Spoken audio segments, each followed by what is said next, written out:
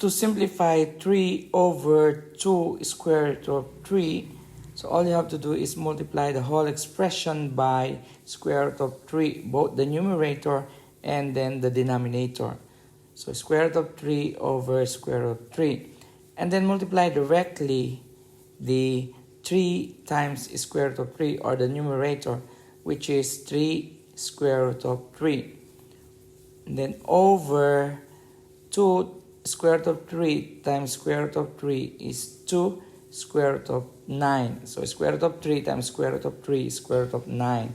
And then after that, you have to simplify the square root of 9, where we all know that square root of 9 is 3. So you have 3 square root of 3, just copy it, over 2 times square root of 9 is 3.